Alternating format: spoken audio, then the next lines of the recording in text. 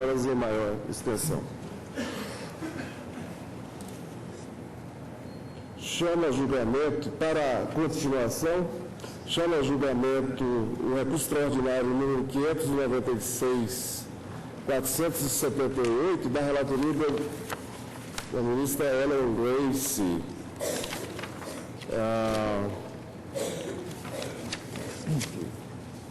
Ministra Ellen Grace.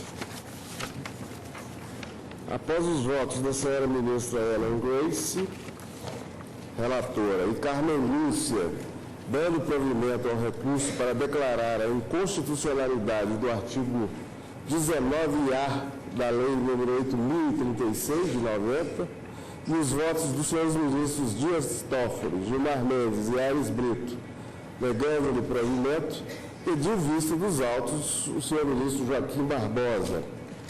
Falou pelos amici curiae a doutora Sandra Couto, procuradora do Estado, e a presidência do ministro César Peluso. Eu profiro, portanto, o meu voto vista. Discute-se neste recurso extraordinário a constitucionalidade do artigo 19A da Lei 8.036, de 90, acrescido pela medida provisória número 2164/41, que assegura o direito ao FGTS à pessoa que tenha sido contratada sem concurso público. Até o momento, as eminentes ministras Ellen Grace e Carmen Lúcia votaram pelo parcial provimento do recurso extraordinário, com a declaração incidental de inconstitucionalidade do dispositivo. Em sentido contrário, votaram os ministros Dias Toffoli, Gilmar Mendes e Aires Brito. Eu pedi vista dos autos na sessão de 17 de novembro de 2010 e trago agora o meu voto vista. Eu também considero o artigo 19A da Lei 8.036 inconstitucional, mas por motivo que transcende o reconhecimento da invalidade da relação jurídica de trabalho, em razão da falta de requisito essencial. Entendo que o direito de atividade para a qual é necessária a prévia aprovação em concurso público descaracteriza o objetivo essencial para o qual o FGTS foi criado. Desde o final dos anos 30, o nosso sistema jurídico prevê mecanismos de proteção do trabalhador contra o desemprego. Neste contexto, o Fundo de Garantia por Tempo de Serviço atende a uma finalidade muito específica, que é amparar o trabalhador contra a demissão involuntária e imotivada. Artigo 7º, inciso 1º e 2º da Constituição de 88, artigo 158, inciso 13 da Constituição de 1967, artigo 157, inciso 12 da Constituição de 1946. Como sabemos, a adoção do FGTS teve como objetivo aperfeiçoar o meio eleito para corrigir as graves distorções da estabilidade no emprego, que era a principal salvaguarda contra a demissão involuntária e imotivada até a criação e a regulamentação do antigo Fundo de Indenizações Trabalhistas, criado pela Lei 3.740, de 1958. Diferentemente do Fundo de Indenizações Trabalhistas, estruturado como sistema optativo de incentivos tributários, a contribuição ao FGTS é compulsória. Porém, tal como o mencionado fundo, o FGTS continua a ter por motivação principal o risco de demissão involuntária e imotivada. Decorre da motivação do FGTS que apenas trabalhadores com legítima expectativa de preservar a função social da relação de emprego é que são o público-alvo primordial da medida de proteção, considerados o arbítrio ou a frivolidade das razões do empregador. A legislação de regência do FGTS incorpora diversas nuances da motivação deste mecanismo de segurança da relação de emprego. Trago exemplos. O servidor público ocupante de cargo efetivo não pode ser exonerado ou demitido sem justa causa. Por não haver risco jurídico de demissão imotivada, tal classe de servidores não faz jus ao FGTS ou a fundo semelhante, como todos sabemos. Apenas se a demissão ocorrer por violação dos limites impostos pela responsabilidade fiscal é que caberá a indenização em dinheiro, ou seja, uma hipótese especialíssima de exoneração motivada, mas involuntária. Em sentido semelhante, os ocupantes de cargos em comissão de livre provimento e exoneração não recebem depósitos em suas eventuais contas de FGTS. Em regra, a dispensa desses servidores é formalmente motivada, bastante que o interessado ou a pessoa competente opte pela exoneração. Como esses profissionais não têm expectativa jurídica legítima de se perpetuarem nos cargos independentemente da vontade da administração, o instrumento de proteção contra a despedida involuntária e imotivada não lhes socorre. Por fim, a legislação prevê que nas hipóteses de demissão voluntária ou por justa causa, o saque do FGTS é postergado por 3 anos. Trata-se de solução intermediária destinada a impedir o enriquecimento sem causa do Estado, mas que expõe a falta de motivação e a involuntariedade como elementos essenciais do fundo. Colocados esses termos, senhores ministros, penso que a solução adequada depende da resposta à pergunta sobre a legitimidade da pretensão do trabalhador a resistir à demissão imotivada. Neste caso que estamos a examinar, a contratação do trabalhador foi manifestamente contrária à regra constitucional da prévia aprovação em concurso público de provas como requisito para a assunção de cargo público sujeito ao provimento restrito. Era dever do Estado, em seus diversos aspectos de manifestação, corrigir o desvio com o rompimento da relação de trabalho. Em qualquer caso, é possível entrever qualquer esperança juridicamente tutelável deste trabalhador a somente ser demitido se houvesse justa causa? Evidentemente que não. Eu admito ser impossível identificar a prioristicamente a boa-fé ou a má-fé do trabalhador ao desempenhar cargo público sem a autorização constitucionalmente válida. Do mesmo modo que a negativa do pagamento do FGTS teoricamente poderia frustrar pessoas apanhadas de surpresa em sua sincera ingenuidade, a permissão para que o pagamento seja realizado indistintamente satisfaria os interesses inconfessáveis que muitas vezes motivam a contratação irregular de servidores. Para retirar mais um incentivo à prática de ato ilícito, entendo adequado deixar de premiar este ato com um benefício inextensível ao trabalhador e ao servidor alçados aos seus cargos de modo ilícito. Eventuais prejuízos ao patrimônio material e imaterial do trabalhador e à ordem social do trabalho devem ser resolvidos a tempo e modo próprios. Ante exposto, eu conheço do recurso extraordinário e dou-lhe parcial provimento, tal como fizeram a ministra relatora e a ministra Carmen Lúcia. É como voto. Como vota ministro Fux. Senhor presidente, muito embora também não tenha participado na origem desse julgamento, me sinto habilitado a prosseguir na votação. E eu anoto, senhor presidente, além das considerações que Vossa Excelência trouxe, que o artigo 37, parágrafo 2º da Constituição Federal, ele é explícito, até como uma forma de desestimular contratações fraudulentas, não estimular as fraudes.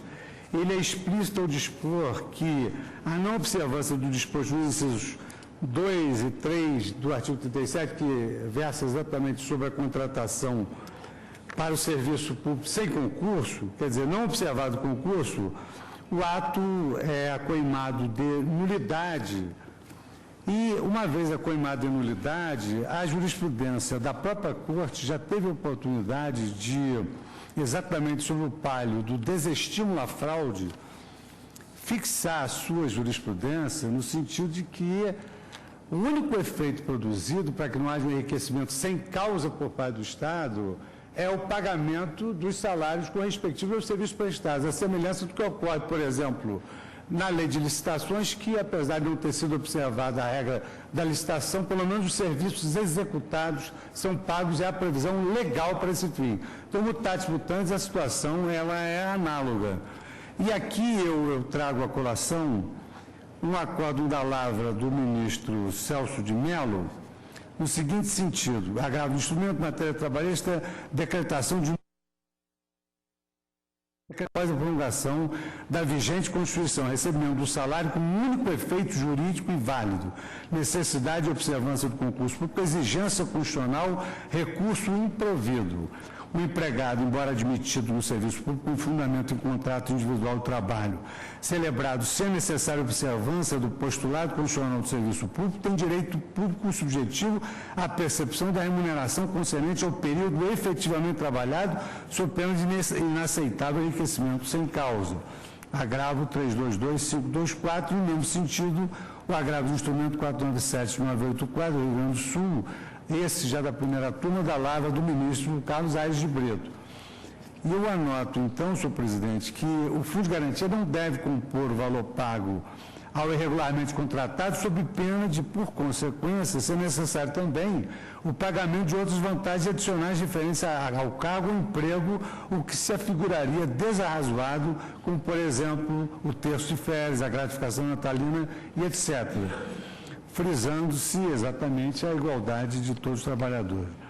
Quanto mais direitos, no meu modo de ver, forem garantidos ao que ingressarem no serviço público de forma irregular, maior será o estímulo às fraudes. Por essas razões, senhor presidente, estou acompanhando o voto vista que Vossa Excelência acaba de proferir, e originariamente o voto da ministra Ellen e da ministra Camila. Ministro Lewandowski. Eu vou pedir, venha a Vossa Excelência e também a ministra Ellen e a ministra Camila Lúcia acompanhar o voto divergente do ministro Dias Toffoli. Eu estou entendendo que o artigo 19A estabeleceu uma regra de transição e supõe-se que estes contratos tenham sido celebrados de boa fé com a administração. Não se pode presumir, como diz o ministro Marco Aurélio, o excepcional, e aí nós estaríamos presumindo o excepcional.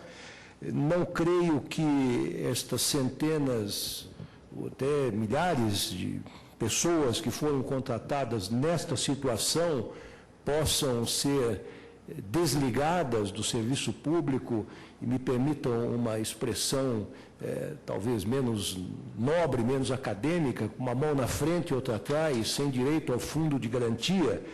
E eu, revendo aqui as minhas intervenções durante os debates que foram feitos na sentada anterior, eu fazia alusão ao fato de que, se houve uma irregularidade, se alguém agiu com dolo ou culpa na contratação do servidor, este responderá regressivamente nos termos do próprio artigo 37. Portanto, não haverá nenhum prejuízo para os cofres públicos e penso que não podemos presumir o excepcional.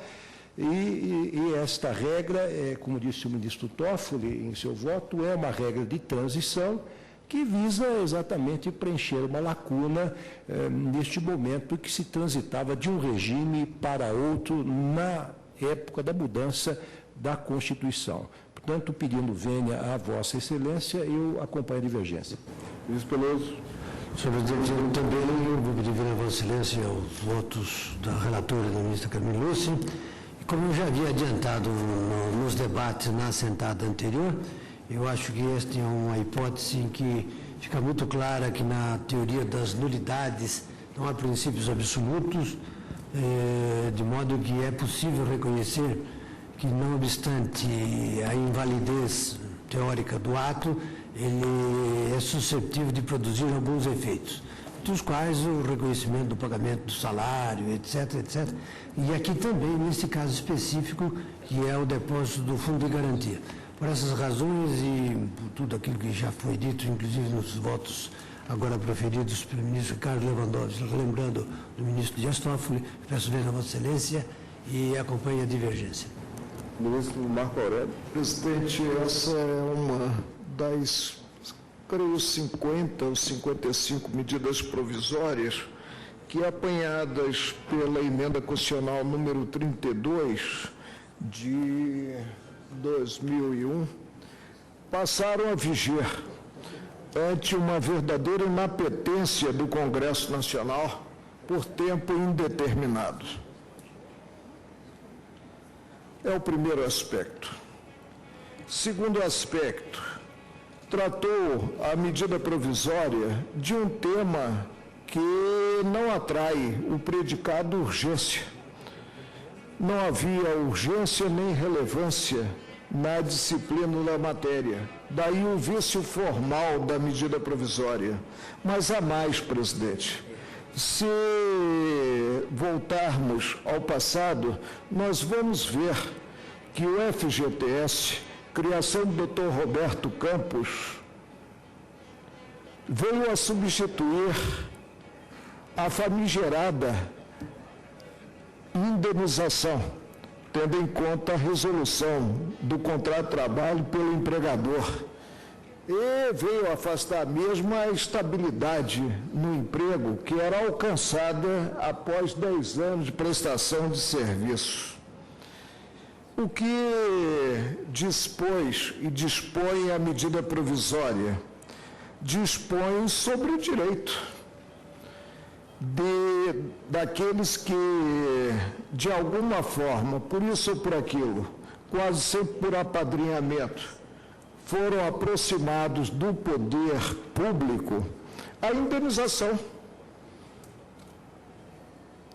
Indaga-se, será que o ato nulo, e o rótulo é esse, contratado no serviço público, sem o concurso preconizado no 37 da Constituição Federal, o LIAMB, a relação jurídica, é uma relação jurídica nula. Não pode gerar efeitos além da contraprestação em si do serviço, ou seja, do pagamento, da remuneração pelos serviços prestados. Quando o poder público rompe o vínculo, ele simplesmente observa, como já deveria ter observado no passado, antes de arregimentar a mão de obra, a exigência constitucional do concurso público. É possível dar-se consequências à margem da Constituição Federal a um ato nulo, esvaziando-se, mitigando-se a exigência do concurso público? A meu ver, não, presidente. A meu ver, o passo é demasiadamente largo e implica com a devida vênia daqueles que entendem o contrário e potencializam aí a situação de hipossuficiência do prestador de serviço, aquinhoado com um emprego público sem concurso, né? É um passo demasiadamente largo que resulta, e devemos atuar com desassombro, menosprezo ao que previsto na Constituição Federal. Essa foi a jurisprudência do meu ex-tribunal, que chegou, inclusive, a editar um verbete que, sob o número 363, passou a compor a súmula. Contrato nulo efeitos a contratação de servidor público após a Constituição de 1988, sem prévia aprovação em concurso público, em contra-óbice, no seu artigo 37(2), parágrafo 2º, somente conferindo-lhe direito ao pagamento dos dias efetivamente trabalhados, segundo a contraprestação pactuada. O que é assento, presidente, é que a observância da Constituição Federal pelo poder público não implica obrigação de indenizar. E o FGTS nada mais é do que um instituto substitutivo da vetusta indenização trabalhista. A eficácia do rompimento, ela retroage à data em que é celebrado o liame que não deveria ter sido celebrado, que o foi com absoluto descaso à exigência do concurso público. Peço vênia, a maioria já formada, para acompanhar a relatora, Vossa Excelência, a ministra Carmen Lúcia e o ministro Luiz Fux, provendo, portanto, o recurso, declarando a inconstitucionalidade 19A da medida provisória 2164, dígito 41, foi reeditada 41 vezes. Antigamente se mudava o número da medida provisória, aí se passou, né, a indexar, né, a medida, né, de 24/8/2001, que lamentavelmente passou a vigorar por prazo indeterminado, deixando de ser provisória para ser praticamente permanente. É como voto. Luiz Celso. Senhor presidente, como aqui já ressaltado por Vossa Excelência, seu doutor voto vista, e pelos eminentes ministros que o acompanham, o presente recurso extraordinário foi interposto pelo Estado de Roraima contra acórdão emanado do Egrégio Tribunal Superior do Trabalho, que, apoiando-se no enunciado constante de sua súmula 363, garantiu e reconheceu a parte recorrida, portanto, ao trabalhador, o direito ao pagamento dos valores correspondentes aos depósitos do Fundo de Garantia do Tempo de Serviço, mesmo de que declarada a nulidade do seu contrato individual de trabalho por não haver se submetido a concurso público. A eminente relatora, ministra Ellen Grace, em seu douto voto, ao dar provimento ao presente recurso extraordinário, declara, incidenter tantum, a inconstitucionalidade do artigo 19A da Lei 8.036 de 90, acrescido pelo artigo 9º da medida provisória 2.164, em sua 41ª edição, reconhecendo, no caso, violação ao que dispõe o artigo 37, inciso 2º e parágrafo 2º da Constituição da República, daí resultando a declaração de improcedência da reclamação trabalhista que havia sido, então, ajuizada. Pois não. Apenas porque nós citamos o verbete e citamos com objetivos diversos, né? É que na redação primitiva, antes da medida provisória, ele excluía direito a qualquer parcela. Aí depois o tribunal, ante a medida provisória, editou a resolução 111, em 2002, no ano seguinte, né, alterando o verbete para inserir o FGTS. E foi com base nessa inovação material. Nova redação. Sim. Eu citei a anterior. Claro, houve uma alteração do conteúdo relacional. Exatamente. Senhor presidente, é certo que a jurisprudência do Supremo Tribunal Federal não tem transigido em torno da necessidade, da indispensabilidade da observância do princípio constitucional do concurso público. A esse respeito, há inúmeros precedentes. É de destacar, desde logo, que o postulado inscrito no artigo 37, inciso 2º do texto constitucional, enquanto cláusula concretizadora dos princípios da isonomia, da moralidade e da impessoalidade, traduz-se na exigência inafastável de prévia aprovação em concurso público de provas ou de provas e títulos para efeito de investidura em cargo ou até mesmo em empregos públicos. Essa exigência, muito embora correspondesse sob a égide da carta anterior, travestida de emenda constitucional número 1, embora essa exigência correspondesse, então, apenas à primeira investidura, passou a estender-se genericamente, com a promulgação da vigente Constituição, à investidura em cargo ou em emprego público, ressalvadas as exceções previstas na própria Lei Fundamental da República. Desse modo, a norma, consubstanciada no artigo 37, inciso 2º da vigente Constituição, ao não mais se referir à primeira investidura, universalizou a aplicabilidade da exigência do concurso público e assim tornou ilegítima a investidura em cargos públicos, em funções públicas ou até mesmo em empregos públicos, sem a prévia aprovação em concurso público de provas ou de provas e títulos, ressalvadas apenas as hipóteses previstas excepcionalmente em sede constitucional.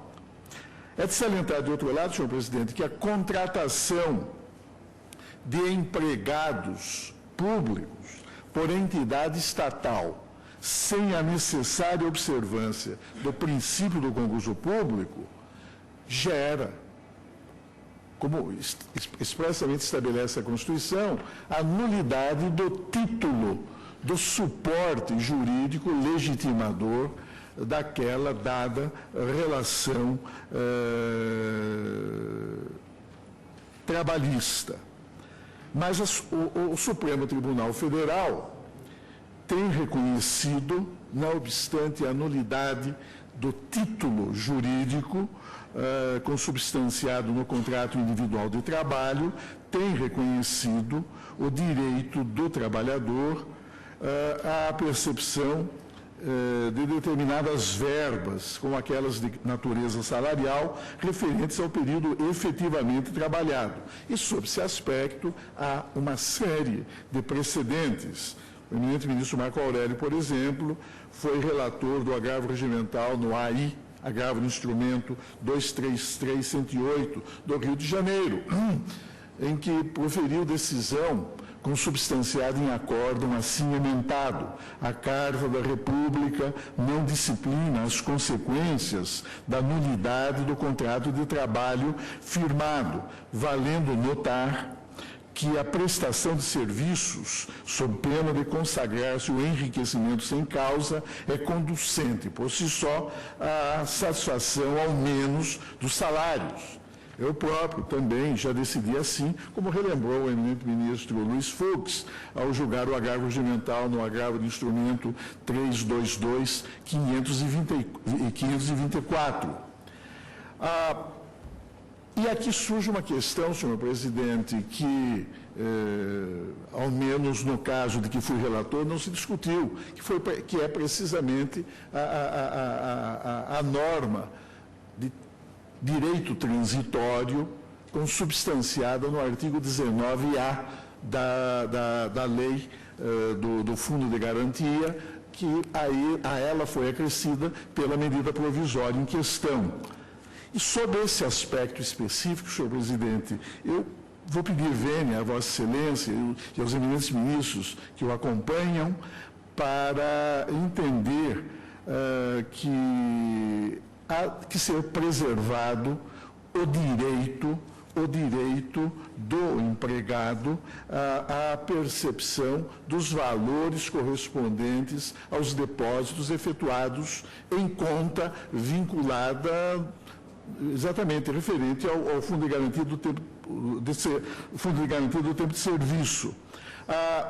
O eminente ministro Gilmar Mendes, ao dissentir, trouxe à colação um fragmento muito expressivo, bastante expressivo, que bem reflete o magistério de Orlando Gomes e de Elson Gottschalk, na sua conhecida obra sobre direito do trabalho, e na qual autores enfocam precisamente o problema da ineficácia do contrato individual de trabalho e das consequências jurídicas que dessa declaração de ineficácia, as consequências que dela podem derivar. Dizem os autores em questão que a questão da ineficácia do contrato de trabalho seria resolvido em termos tão simples, se fora possível aplicar ao mesmo, com todo rigor, a teoria civilista das nulidades. Mas a natureza especial da relação de emprego não se compadece com a retroatividade dos efeitos da decretação da nulidade. O princípio segundo o qual o que é nulo nenhum efeito produz, não pode ser aplicado ao contrato de trabalho. É impossível aceitá-lo em face da natureza da prestação devida pelo empregador ao empregado, consistindo em força-trabalho, que implica e importa em dispêndio de energia física, de energia intelectual, é por isso mesmo insuscetível de restituição. Se a nulidade absoluta tem efeito retroativo, se ela repõe os contraentes no status quo ante, portanto, no estado em que se encontravam ao estipularem o contrato nulo, como se não fora celebrado, nenhuma parte tem o direito de exigir da outra o cumprimento da obrigação, de onde se segue que o empregado não tem, dizem eles argumentativamente, o direito de cobrar o salário ajustado. Essa seria a consequência inelutável do princípio da retroatividade plena, da nulidade de pleno direito. Mas a consequência é evidentemente absurda, ainda mesmo se admitindo que o trabalhador possa exigir a remuneração com fundamento na regra que proíbe o enriquecimento ilícito. Porque a verdade é que a retroatividade só teria cabimento se o empregador pudesse devolver ao empregado a energia que esse gastou no trabalho. Mas como isso não é possível, os efeitos da retroatividade seriam unilaterais. Na verdade, beneficiariam com absoluta exclusividade apenas ao empregador. Deve-se admitir em toda extensão o princípio segundo o qual o trabalho feito é salário ganho. Pouco importa que a prestação de serviço tenha por fundamento uma convenção nula. Em direito do trabalho, a regra geral há de ser a da irretroatividade das nulidades. O contrato nulo produz efeitos até a data em que for decretada a nulidade. Subverte-se, desse modo, um dos princípios cardeais da teoria civilista das nulidades. A distinção entre os efeitos do ato nulo e do ato anulável, se permanece para alguns, não subsiste em relação a este. E, na verdade, no caso da execução de um contrato individual de trabalho, há de se considerar legítima, como enfatizam os eminentes ministros que divergem, como o eminente ministro Lewandowski, o eminente ministro Toffoli, o eminente ministro Peluso, há de se considerar legítima toda e qualquer pretensão fundada na relação de emprego, pelo menos no tocante ao passado. E é exatamente o de que se cogita. Daí a sensibilidade do legislador ao formular a regra de direito transitório, como a ela aludiu de modo adequado o eminente ministro Lewandowski, para precisamente reger, normar essas situações ocorrentes em ordem a não prejudicar precisamente o hipossuficiente. Por isso, senhor presidente, não obstante reconhecida a nulidade, com fundamento no próprio parágrafo 2º do artigo 37 da Constituição da República, a nulidade do ato que viabilizou a admissão, o ingresso ou a contratação de empregados públicos, mas não obstante essa nulidade, não se pode apenas conferir-lhe como se fôssemos aplicar no plano do direito constitucional e das relações de direito público a teoria civilista das nulidades, como se pudesse fazer retroagir todos os efeitos desconstitutivos dessa relação e, portanto, inibitórios da produção de tais consequências jurídicas. Por isso, senhor presidente, que pedindo venha a Vossa Excelência, a eminente relatora, a ministra Ellen, ao eminente ministro Marco Aurélio, ministra Carmen e ministro Fux, eu peço vênia para acompanhar a divergência e, em consequência, embora conhecendo, negar provimento ao recurso extraordinário interposto pelo Estado de Roraima. Proclamo o resultado. Desprovido o recurso, vencidos os ministros, a ministra relatora, a ministra Ellen Grace, a ministra Carmen Lúcia, o ministro Joaquim Barbosa, o ministro Luiz Fux e o ministro Marco Aurélio, que julgavam pela inconstitucionalidade do artigo 19A da Lei 8.036, com as modificações trazidas pela medida provisória número 2.164/41. Suspendo a sessão por 20 minutos.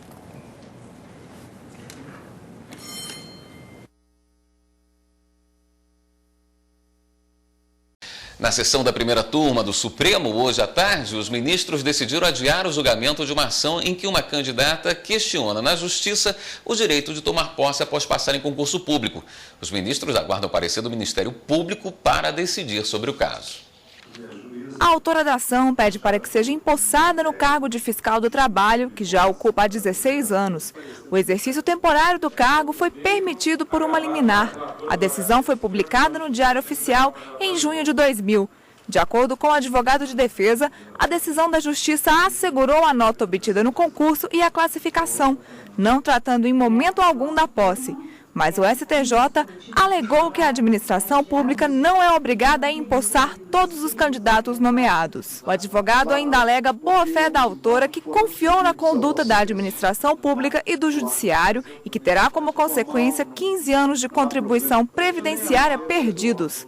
O subprocurador-geral da República pediu a análise do processo pelo Ministério Público e, por isso, o presidente-ministro Dias Toffoli adiou o julgamento. Receba meus cumprimentos. Obrigado. Então, ministro César Peluso, vamos para julgamento conjunto. Eu estou apregoando o recurso extraordinário 384-866 de Goiás. O relator é o ministro Marco Aurélio. Recorrente é Caixa Econômica Federal. Recorrida é José Vieira de Abreu. Faço o retrospecto. Após os votos do senhor ministro Marco Aurélio, relator, e da senhora ministra Carmen Lúcia, que desproviam o recurso e, portanto, confirmavam a inconstitucionalidade pronunciada pelo órgão recursal, pediu vista dos autos o ministro César Peluso. Ausente, justificadamente, a ministra Ellen Grace, que atuava como presidente. Desprover o recurso e confirma a inconstitucionalidade pronunciada pelo órgão recursal. Ministro Marco Aurélio, relator, no que foi acompanhado pela eminente ministra Carmen Lúcia. Faltando votar o ministro César Peluso, que está com a vista, e a ministra Rosa Weber, o ministro Luiz Fux, Dias Toffoli, Ricardo Lewandowski e o ministro-presidente. Quanto aos embargos de declaração, Vossa Excelência quer que se faça o pregão conjunto, não, né? vai em conjunto, porque é a mesma matéria. Ou sequenciadamente, conjunto? Em conjunto. E os embargos de declaração na ação direta de inconstitucionalidade 2736, Distrito Federal. Aí sim, Vossa Excelência é o relator. Embargante é a Caixa Econômica, embargado é o Conselho Federal da Ordem dos Advogados do Brasil. Vossa Excelência tem a palavra. Senhor presidente, em relação ao recurso extraordinário, eu faço referência à ADI 2736, onde nós reconhecemos a inconstitucionalidade do artigo 9º da MP, que acrescentou 29C na Lei 8.036.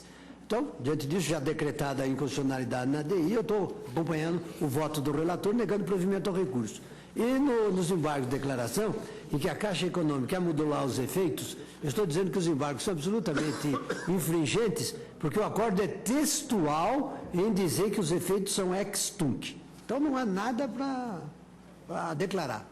Então, no primeiro caso, estou negando provimento ao recurso, acompanhando o relator, e nos embargos estou rejeitando porque declarado puramente infligente, porque o tribunal foi expresso em dizer que os efeitos são ex tunc. Muito bem.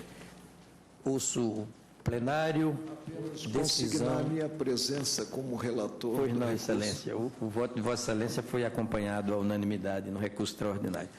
É a proclamação do resultado, ministra Carmen Lúcia. Presidente, aqui está na... Eu, por exemplo, tinha uma fisioterapia às 16 horas, confiando no horário, né? Do tribunal, né? Esse não, logo não é. Dá para julgar? Já rapidinho. Então, chama a julgamento o inquérito número 3089 do Tocantins, relator ministro Marco Aurélio, autor Ministério Público Federal, investigada Maria Auxiliadora Seabra Rezende. Excelência, tem a palavra. Presidente, a Procuradoria da República no Estado de Tocantins ofereceu denúncia contra Maria Auxiliadora Seabra Rezende, Daniel Rodrigues, Adélio de Araújo Borges Júnior e Fernando Gouveia Gondim, pela prática dos crimes tipificados nos artigos 89, combinado com o artigo 84, parágrafo 2º da Lei 8.666/93 e 312, combinado com o artigo 327. Parágrafo 2º do Código Penal, bem como contra Maria do Socorro Leite José Alventino Lima Filho, em razão do cometimento dos crimes descritos nos artigos 89, parágrafo 1 da Lei 8.666 e 312, combinado com 29, ambos do Código Penal. A denunciada Maria Auxiliadora Seabra Rezende, professora Dorinha, foi eleita deputada federal no pleito de 2010, motivo porque o juiz da segunda vara da Seção Judiciária do Estado de Tocantins declinou da competência em favor do Supremo.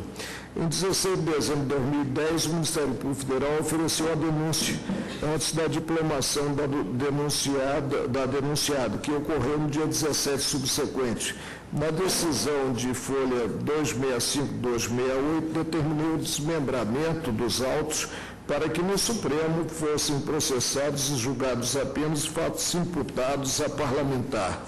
Consta da peça acusatória que os 4 primeiros denunciados, que exerciam respectivamente os cargos secretário de Educação, subsecretário, coordenador administrativo, diretor administrativo e financeiro na Secretaria de Educação do Estado de Tocantins, contrataram sem observância das formalidades legais pertinentes à inexigibilidade de licitação a empresa Educar Livros, Comércio e Representações de propriedade dos 2 últimos denunciados, que se beneficiou das ilegalidades ocorridas no processo administrativo, aí eu cito o número, para celebrar o contrato 030-2004, no qual foram utilizados recursos do Programa de Educação de Jovens e Adultos, EJA, no montante de R$ 244.125.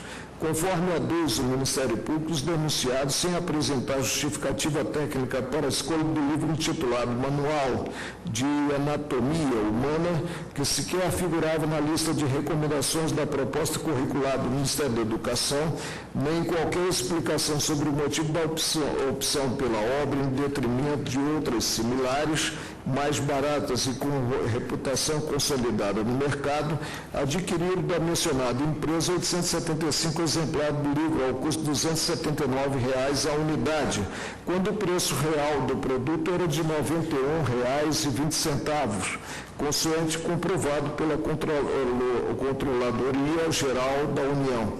Diz não terem os denunciados realizado pesquisas de preço em livrarias do Estado de Tocantins, em praças próximas, junto a outros órgãos públicos, nem mesmo na tabela indicada pela editora Livraria responsável pela obra. Alega haverem os denunciados fornecido dados falsos ao Procurador-Geral do Estado, a fim de obter parecer jurídico favorável à inexigibilidade de licitação, informando que o preço pelo qual os exemplares seriam comprados estava, em média, 20% mais baixo do que o praticado no mercado nacional. narra que a denúncia, ciente de todas, a denunciada, ciente de todas as ilegalidades, expediu portaria declarando a inexigibilidade de licitação em 29 de setembro de 2004 e autorizou o pagamento para a empresa do Carro Livre no dia 7 de outubro daquele ano. Segundo destaca, a então secretária afirmou falsamente que a entidade beneficiada detinha a exclusividade da comercialização e distribuição da referida obra em todo o território nacional, quando tal direito, além de controvérsia, limitava-se às regiões Norte e Nordeste pelo prazo de 90 dias. A nota teria sido comprada inicialmente 700 exemplares, no valor de R$ 195.300, que foram recebidos em 29 de novembro de 2004. Em 8 de dezembro de 2004, consoante ressalta o Ministério Público, a denunciada iniciou os trâmites para a formalização de aditivo contratual para a constituição de reserva técnica, no que contrariou o parecer previamente emitido pela Comissão de Escolha do Livro Didático. Diz que, nos termos do parecer da citada comissão, relativo à compra inicial, já estava prevista a reserva técnica no montante de 700 exemplares. Salienta que nos dias 13 e 15 de dezembro de 2004, sem justificativa técnica de preço, a denunciada autorizou o pagamento de aditivo correspondente a 25% do valor do contrato. Assevera que o superfaturamento está comprovado pelo laudo de exame contábil elaborado pelo Instituto de Criminalística e pelo relatório de fiscalização da Controladoria Geral da União, número 609, Estado de Tocantins. Noticia que a denunciada também foi condenada pelo Tribunal de Contas da União por prática de sobrepreço na aquisição dos livros. Salienta que em 28 de setembro de 2005, durante inspeção física realizada pela Controladoria Geral da União no Estado de Tocantins, constatou-se que todos os exemplares comprados da empresa Educar estavam estocados no almoxarifado e verificou-se que nas escolas estaduais exemplares de outra obra, intitulada Atlas Visuais do Corpo Humano, eram os utilizados pelos alunos para a finalidade que justificou a compra. Requer a condenação da denunciada pela prática dos crimes de inexigibilidade de licitação, de inexigibilidade de licitação fora das hipóteses previstas em lei e de peculato, ambos agravados pelo fato de terem sido executados por servidora pública no exercício de função de confiança e de direção na administração direta. Na resposta de folha 277, a folha 316, a defesa traz inicialmente breve histórico sobre a vida da denunciada. Aduz ter sido regular a aquisição direta de livros da empresa Educar, presente o artigo 25, inciso 1 da Lei 8.666 de 93, ocorrida com base na análise técnica feita para a escolha da obra mais adequada à satisfação do interesse pedagógico educativo, na inviabilidade de competição e na circunstância de deter a empresa a exclusividade de editoração e ou distribuição do material didático. Argumenta que, na ocasião, a comissão técnica considerou ser a obra a mais apropriada às diretrizes curriculares estabelecidas pelo Ministério da Educação e à proposta curricular da Secretaria de Educação do Estado de Tocantins. Uma vez selecionado o livro por técnicos da área, defende a impropriedade de discutir a adequação da escolha, pois se trata de tema afeto ao mérito administrativo e à discricionariedade do gestor público.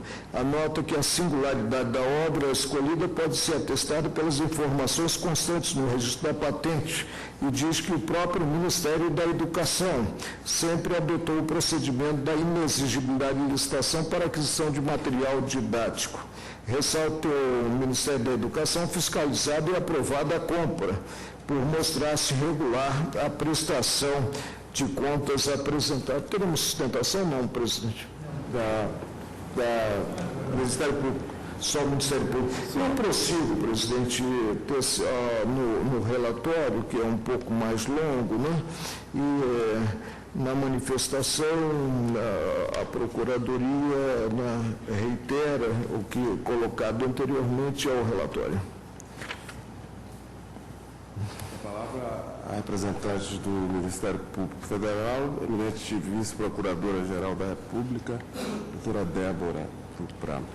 Senhor presidente, senhor ministro relator, senhora ministra Rosa Weber, senhores ministros, eu peço a palavra para fazer algumas anotações muito breves. Primeiro, que esse não é um episódio isolado em relação à ré. Na verdade, houve a Controladoria Geral da União esteve em Tocantins verificando exatamente a regularidade da aplicação dos recursos provenientes do FNDE. E são vários processos gerados a partir dessa ação da Controladoria Geral da União. Esse também é outro caso em que nós temos um amplo acervo probatório, porque, além da atuação da Controladoria Geral da União, nós tivemos uma investigação também do Tribunal de Contas da União, também do Fundo Nacional de Desenvolvimento da Educação, todos mostrando as irregularidades havidas nesse processo. Mas vai um pouco além, né? A primeira coisa a ser considerada é que a Secretaria de Educação do Estado de Tocantins, ela até a assunção da ré, ela vinha adquirindo livros para esse projeto de educação de jovens e adultos. E nessa parte de anatomia, vinha adquirindo um livro chamado Atlas da Anatomia, enfim, um nome lá qualquer, cuja unidade custava R$ 31, né? Não se sabe exatamente porquê. Em 2004, se sabe exatamente porquê, enfim, adiante falarei. Em 2004, resolveram adquirir uma outra obra e sob a suposta alegação de que uma comissão instalada para a seleção desses livros teria dado uma manifestação positiva em relação à aquisição dessa obra. Esse primeiro fato é inverídico, porque sequer os membros dessa comissão foram denunciados. Essa comissão, ela faz uma observação de como devem ser, para que haja dispensa de licitação, basicamente é essa a ideia, quais os procedimentos que a administração deve adotar. Então ela diz assim, que a aquisição do Atlas Anatômico, que é um nome genérico para um livro de anatomia com fotos, né, seja através de um kit por turma e ainda que haja negociação com a editora de um desconto de no mínimo 8%. Sendo o número de turma 635, a nossa proposta é que sejam adquiridos 700 kits, deixando alguns exemplares como reserva técnica. O fato é que não houve a indicação desse livro. Esse livro não consta da relação do FNDE de livros indicados para educação de jovens e adultos, e ele foi adquirido ao custo unitário de R$ 279. Na ocasião, tal como sugerido pela comissão, foram adquiridos esses livros em número de 700. Depois, houve um aditivo para adquirir mais 25% desse total. Ou seja, a comissão já tinha dado o número de 700 como um número para suprir eventuais faltas futuras, porque o número correto era de 630 e poucos. Então, não havia sequer necessidade de aquisição de outros livros, desse quantitativo de 25%. A denúncia, quando ela fala no artigo 89 da Lei de Licitações, ela não está muito preocupada com a dispensa de licitação, porque é fato que, em relação a esses livros que compõem o kit, né, de material didático para esses cursos específicos, a regra quase que geral é de dispensa de licitação. Mas é exatamente deixar o administrador de observar as formalidades pertinentes à dispensa ou à inexigibilidade de licitação. Nesse processo, não há nenhuma indicação por que essa obra foi eleita. Nenhuma. Não há nenhuma indicação que nos diga por que se desprezou uma obra que custava R$31 para outra ao custo unitário de R$279. Não há essa explicação. A segunda questão é que também não se explica o porquê desse valor. Não há pesquisa de mercado, considerando que essa fornecedora, ela é fornecedora apenas da região Norte-Nordeste, ou seja, seria possível, ainda que ela tivesse exclusividade para a região Norte-Nordeste, que é o afirmado aqui, que se pesquisasse nas outras regiões esse preço. O fato é que depois de feita essa ação da controladoria, ela, por curiosidade, procurou saber junto à editora qual o valor unitário dessa obra. E a editora informou, essa mesma que forneceu, que o valor unitário era R$91. Além disso, foi verificado no mercado que essa obra estava sendo vendida a R$118. Então, nenhum cuidado a respeito disso houve por parte da Secretaria. Há uma outra, consta ainda uma outra formalidade que não teria sido observada, que é exatamente o requisito da exclusividade do fornecedor para a dispensa de licitação, porque essa exclusividade, ela foi atestada pela Câmara Brasileira de Livros, né? Então, há uma discussão a respeito dessa possibilidade e o próprio TCU entende que há uma divergência a respeito disso. Então, eu nem estou considerando esse elemento da exclusividade, que também é um outro elemento muito controvertido nesse processo. Mas agora, o que mais interessa? Nesses casos de dispensa de licitação ou de várias impropriedades ocorridas nesse processo, tem-se a, primeiro, ver na gestora, na secretária principalmente, uma refém de opiniões que se somam naquele processo, né? Das pessoas que vão dando pareceres e que fazem, né, supor que aquilo tudo está correto. Agora, nesse caso, é tudo um pouco diferente. Primeiro, porque consta do depoimento da representante da editora que veio a fornecer os livros, que o primeiro contato que ela teve foi exatamente com a secretária. Então, a secretária foi a primeira pessoa que veio a ter notícia dessa obra. Um outro dado também interessante é que sai um ofício da Secretaria de Educação de Tocantins para o Procurador-Geral do Estado pedindo a dispensa de licitação. E diz o seguinte: primeiro, que os preços praticados estão 20% mais baixos que aqueles do mercado em nível nacional. Ora, primeiro, não houve pesquisa de preço, né? Então, não haveria nem como dar essa informação. E, como os senhores podem ver, ela é absolutamente falsa, porque a Controladoria Geral da União chegou a preços muito inferiores. Depois, porque não havia nenhuma informação, essa fornecedora, ela é da região Norte-Nordeste. Não havia nada em termos nacionais nesse processo. Diz também, a comissão de especialistas avaliou o material, o que, como eu disse no início, é mentira. Ela não avaliou o material, ela deu coordenadas a respeito do que se comprar. E esse material não constava sequer da relação oferecida pelo FNDE a respeito dos livros para educação de jovens e adultos. E diz ainda o ofício da Secretaria de Educação para o Procurador-Geral do Estado: a compra do mesmo material com dispensa, já houve compra do mesmo material com dispensa de licitação. Também é mentira, porque, como eu disse para os senhores, o material anteriormente adquirido era o tal Atlas ao preço de R$ 31. Atlas esse recomendado da lista do FNDE.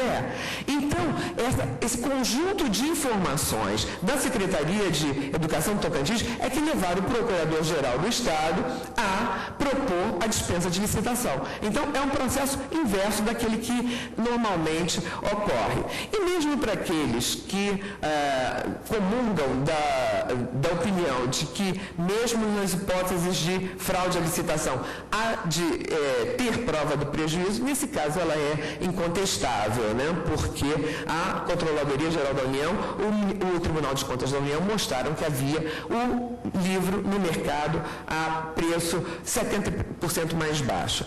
Então, com essas considerações, o Ministério Público Federal espera que a denúncia seja recebida. Eu, por exemplo, tinha fisioterapia às 16 horas, confiando no horário, né? Do tribunal, né? Esse inquérito? Não, logo não é. Dá para ajudar? Já pedindo.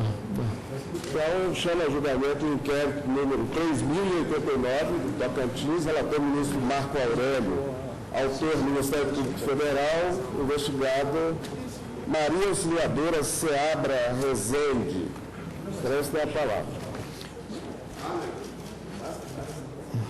Presidente, a Procuradoria da República no Estado de Tocantins ofereceu denúncia contra Maria Auxiliadora Seabra Rezende, Daniel Rodrigues, Adélio de Araújo Borges Júnior e Fernando Gouveia Gondim, pela prática dos crimes tipificados nos artigos 89, combinado com o artigo 84, parágrafo 2º da Lei 8.666/93 e 312, combinado com o artigo 327, parágrafo 2º do Código Penal, bem como contra Maria do Socorro Leite José Alventino Lima Filho, em razão do cometimento dos crimes descritos nos artigos 89, parágrafo 1 da Lei 8.666 e 312, combinado com 29, ambos do Código Penal. A denunciada Maria Auxiliadora Seabra Rezende, professora Dorinha, foi eleita deputada federal no pleito de 2010, motivo porque o juiz da segunda vara da Seção Judiciária do Estado de Tocantins declinou da competência em favor do Supremo. Em 16 de dezembro de 2010, o Ministério Público Federal ofereceu a denúncia antes da diplomação da denunciada, que ocorreu no dia 17 subsequente. Na decisão de folha 265/268, determinou o desmembramento dos autos para que no Supremo fossem processados e julgados apenas fatos imputados a parlamentar. Consta da peça acusatória que os 4 primeiros denunciados, que exerciam respectivamente os cargos secretário de Educação, subsecretário, coordenador administrativo, diretor administrativo e financeiro na Secretaria de Educação do Estado de Tocantins, contrataram, sem observância das formalidades legais pertinentes à inexigibilidade de licitação, a empresa Educar Livros, Comércio e Representações, de propriedade dos 2 últimos denunciados, que se beneficiou das ilegalidades ocorridas no processo administrativo, e aí eu cito o número, para celebrar o contrato 030/2004, no qual foram utilizados recursos do Programa de Educação de Jovens e Adultos, EJA, no montante de R$ 244.125. Conforme aduz o Ministério Público, os denunciados, sem apresentar justificativa técnica para a escolha do livro intitulado Manual de Anatomia Humana, que sequer figurava na lista de recomendações da proposta curricular do Ministério da Educação, nem qualquer explicação sobre o motivo da opção pela obra em detrimento de outras similares, mais baratas e com reputação consolidada no mercado, adquiriram da mencionada empresa 875 exemplares do livro ao custo de R$ 279 a unidade, quando o preço real do produto era de R$ 91,20, consoante comprovado pela Controladoria Geral da União. Diz não terem os denunciados realizado pesquisas de preço em livrarias do Estado de Tocantins, em praças próximas, junto a outros órgãos públicos, nem mesmo na tabela indicada pela editora Livraria responsável pela obra. alega haverem os denunciados fornecido dados falsos ao Procurador-Geral do Estado a fim de obter parecer jurídico favorável à inexigibilidade de licitação, informando que o preço pelo qual os exemplares seriam comprados estava em média 20% mais baixo do que o praticado no mercado nacional. Narra que a denunciada, ciente de todas as ilegalidades, expediu portaria declarando a inexigibilidade de licitação em 29 de setembro de 2004 e autorizou o pagamento para a empresa Educar Livre no dia 7 de outubro daquele ano. Segundo destaca, a então secretária afirmou falsamente que a entidade beneficiada detinha a exclusividade da comercialização e distribuição da referida obra em todo o território nacional, quando tal direito, além de controvérsia, limitava-se às regiões Norte e Nordeste pelo prazo de 90 dias. A nota teria sido comprada inicialmente 700 exemplares, no valor de R$ 195.300, que foram recebidos em 29 de novembro de 2004. Em 8 de dezembro de 2004, consoante ressalta o Ministério Público, a denunciada iniciou os trâmites para a formalização de aditivo contratual para a constituição de reserva técnica, no que contrariou o parecer previamente emitido pela Comissão de Escolha do Livro Didático. Diz que, nos termos do parecer da citada comissão, relativo à compra inicial, já estava prevista a reserva técnica no montante de 700 exemplares. Salienta que nos dias 13 e 15 de dezembro de 2004, sem justificativa técnica de preço, a denunciada autorizou o pagamento de aditivo correspondente a 25% do valor do contrato. Assevera que o superfaturamento está comprovado pelo laudo de exame contábil elaborado pelo Instituto de Criminalística e pelo relatório de fiscalização da Controladoria Geral da União, número 609, Estado de Tocantins. Noticia que a denunciada também foi condenada pelo Tribunal de Contas da União por prática de sobrepreço na aquisição dos livros. Salienta que em 28 de setembro de 2005, durante a inspeção física realizada pela Controladoria Geral da União no Estado de Tocantins, constatou-se que todos os exemplares comprados da empresa Educar estavam estocados no almoxarifado e verificou-se que nas escolas estaduais exemplares de outra obra, intitulada Atlas Visuais do Corpo Humano, eram os utilizados pelos alunos para a finalidade que justificou a compra. Requer a condenação da denunciada pela prática dos crimes de inexigibilidade de licitação, de inexigibilidade de licitação fora das hipóteses previstas em lei e de peculato, ambos agravados pelo fato de terem sido executados por servidora pública no exercício de função de confiança e de direção na administração direta. Na resposta de folha 277 à folha 316, a defesa traz inicialmente breve histórico sobre a vida da denunciada. Aduz ter sido regular a aquisição direta de livros da empresa Educar, presente o artigo 25, inciso 1 da Lei 8.666 de 93, ocorrida com base na análise técnica feita para a escolha da obra mais adequada à satisfação do interesse pedagógico educativo, na inviabilidade de competição e na circunstância de deter a empresa a exclusividade de editoração ou distribuição do material didático. Argumenta que, na ocasião, a comissão técnica considerou ser a obra a mais apropriada às diretrizes curriculares estabelecidas pelo Ministério da Educação e à proposta curricular da Secretaria de Educação do Estado de Tocantins. Uma vez selecionado o livro por técnicos da área, defende a impropriedade de discutir a adequação da escolha, pois se trata de tema afeto ao mérito administrativo e à discricionariedade do gestor público. Anota que a singularidade da obra escolhida pode ser atestada pelas informações constantes no registro da patente e diz que o próprio Ministério da Educação sempre adotou o procedimento da inexigibilidade de licitação para aquisição de material didático. Ressalta o Ministério da Educação fiscalizado e aprovada a compra, por mostrar-se regular a prestação de Contas apresentado. Teremos sustentação, não, presidente? Da Ministério Público. Só o Ministério Público. Eu prossigo, presidente, no relatório, que é um pouco mais longo, né? E na manifestação, a Procuradoria reitera o que colocado anteriormente ao relatório. A palavra a representante do Ministério Público Federal, eminente vice-procuradora-geral da República, doutora Débora Duprá.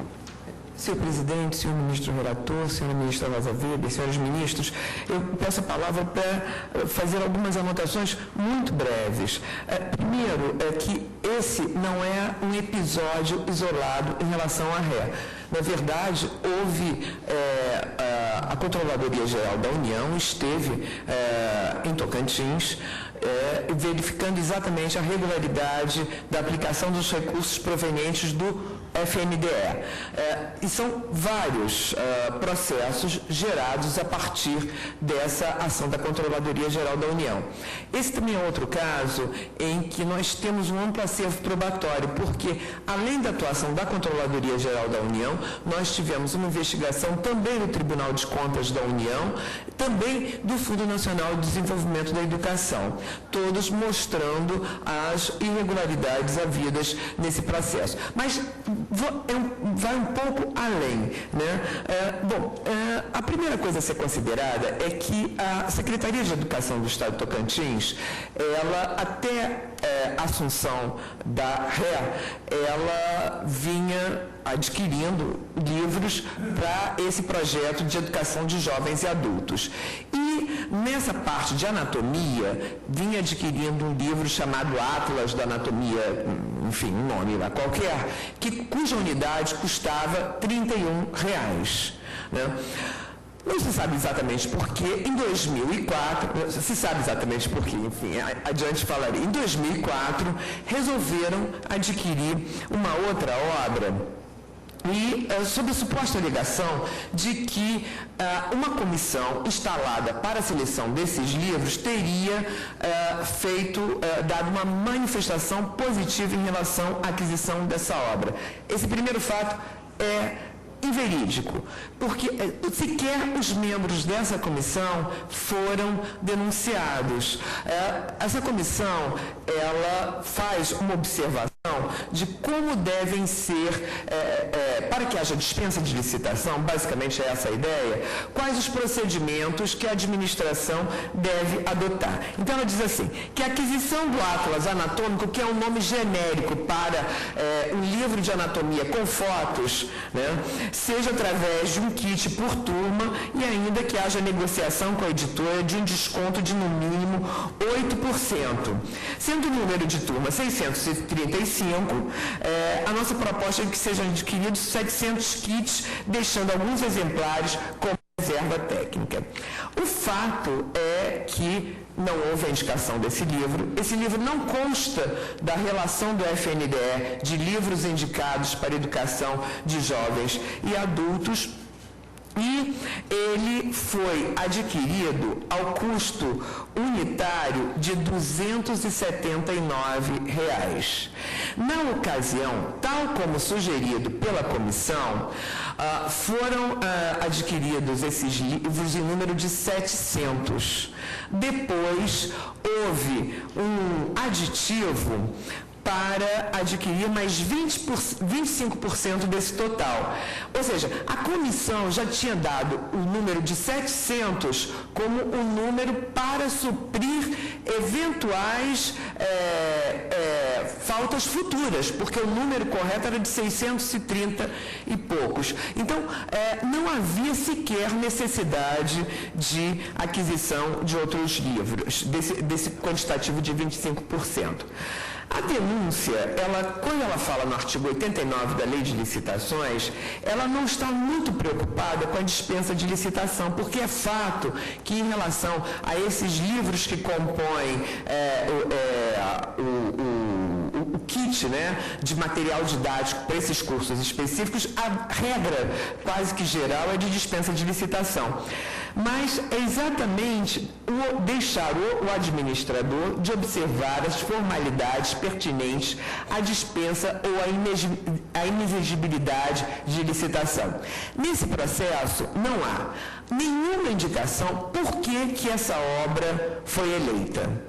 Nenhuma. Não há nenhuma indicação que nos diga por que se desprezou uma obra que custava R$ 31 para outra ao custo unitário de R$ 279. Não há essa explicação.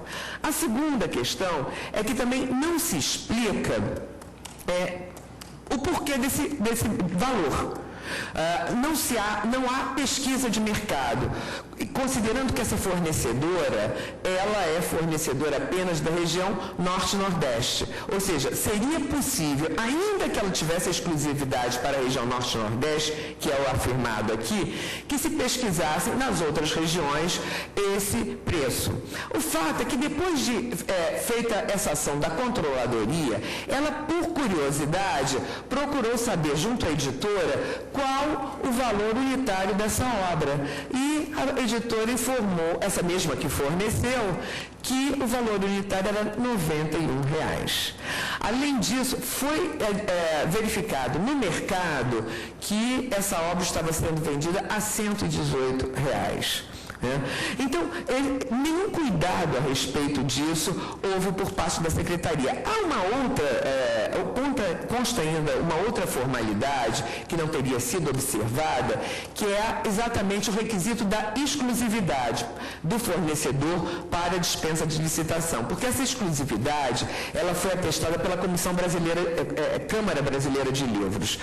Então, há uma discussão a respeito dessa possibilidade e o próprio TCU entende que há uma divergência a respeito disso. Então, eu nem estou considerando esse elemento da exclusividade, que também é um outro elemento muito controvertido nesse processo. Mas agora, o que mais interessa? Nesses casos de dispensa de licitação ou de várias impropriedades ocorridas nesse processo, tem-se a, primeiro, ver na gestora, na secretária principalmente, uma refém de opiniões que se somam naquele processo, das pessoas que vão dando pareceres e que fazem supor que aquilo tudo está correto.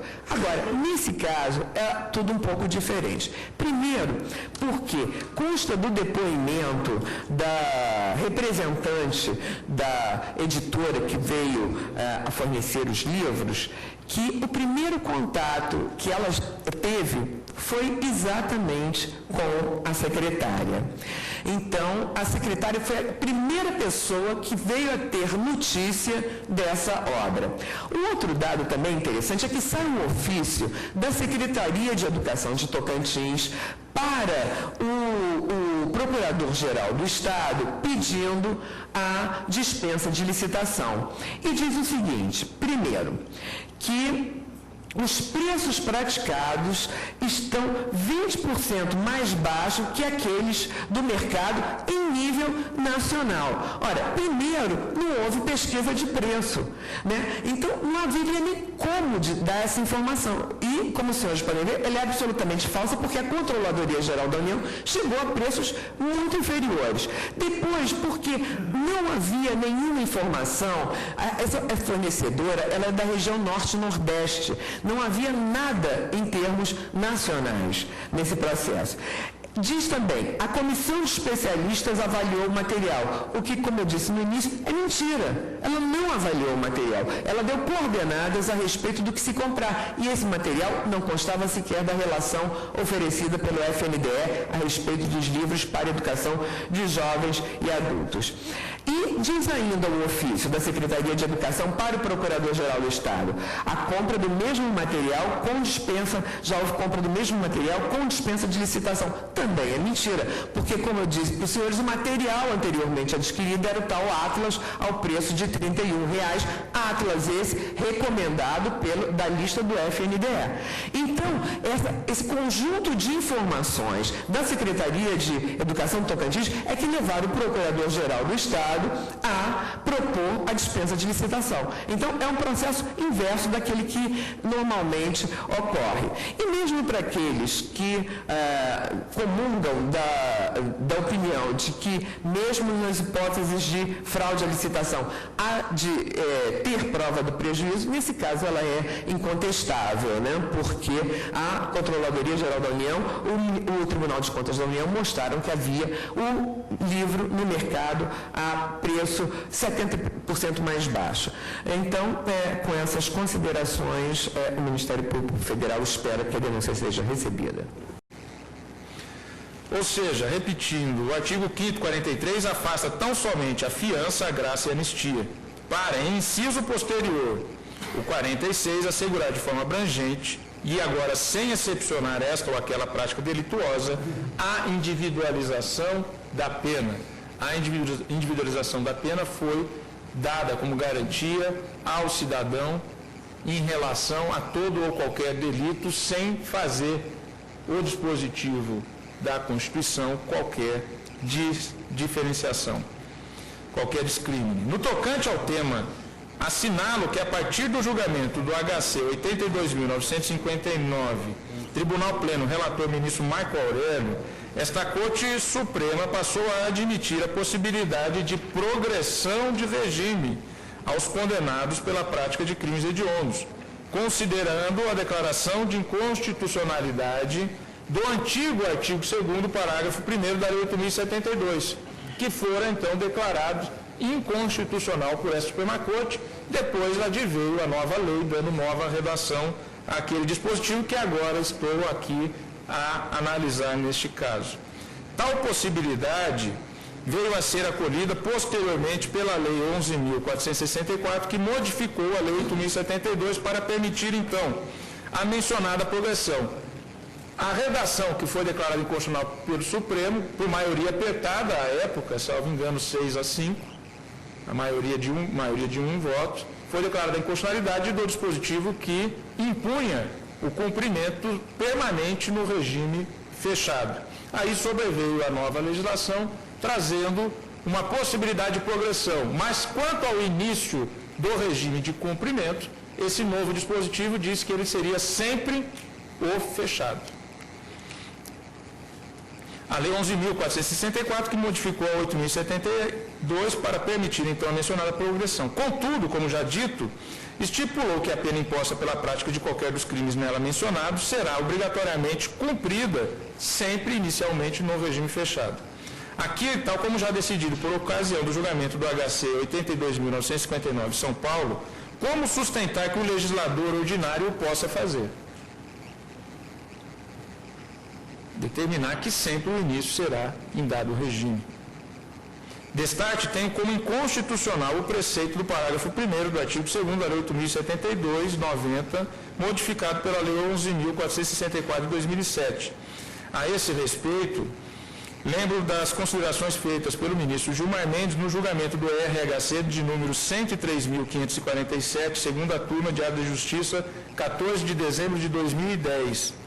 Disse o ministro Gilmar: consigno, por outro lado, que, como parte de suas razões de decidir, o STJ assentou que, após as modificações produzidas pela Lei 11.464, não haveria mais que se falar em constrangimento ilegal na fixação do regime inicial fechado a condenado por crime de tráfico ilícito de entorpecente, haja vista a expressa determinação contida no parágrafo 1º do artigo 2º da Lei 8.072. E Sua Excelência transcreveu o dispositivo. A pena por crime previsto neste artigo será cumprida inicialmente em regime fechado. No ponto, disse ele, ressalto que guardo reservas quanto ao entendimento exarado pelo STJ e também quanto ao disposto nesse dispositivo. Deveras, o STF já teve a oportunidade, por ocasião da análise do julgamento do HC 82.959, de declarar incidente, entretanto, a inconstitucionalidade da antiga redação do artigo 2º, parágrafo 1º da Lei 8.072/90, a qual determinava que os condenados por crimes hediondos ou a ele equiparados deveriam cumprir a pena em regime integralmente fechado. Naquele caso, ficou assentado que essa imposição iria de encontro ao princípio constitucional da individualização da pena.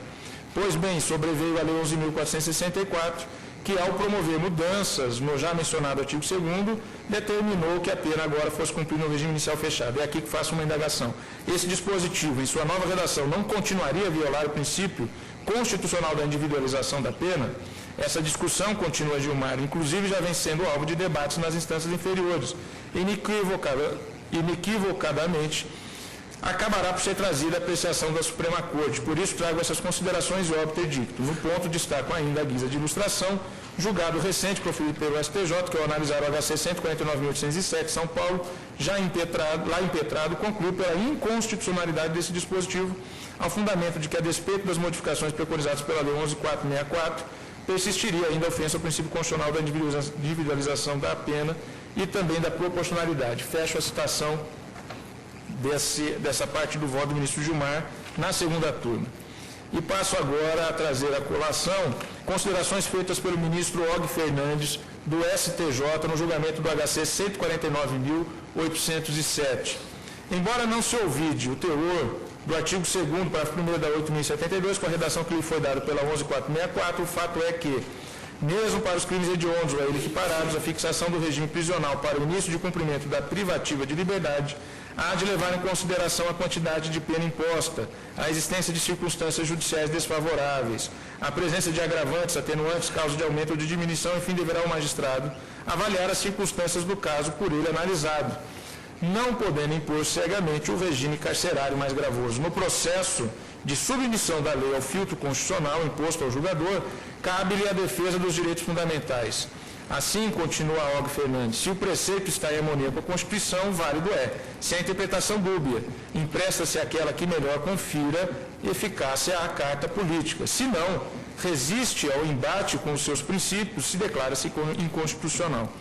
Isso porque não se pode salvar a lei à custa da Constituição, norma sabidamente de maior envergadura em um ordenamento jurídico. É bem de ver, em primeiro lugar, que o Estado democrático de direito, a produção das normas deve se mostrar ajustada com o processo constitucional, matriz e bússola de navegação do devido processo legislativo. Leia-se a lição de Luiz Guilherme Marinoni, em Teoria Geral do Processo, subcitação.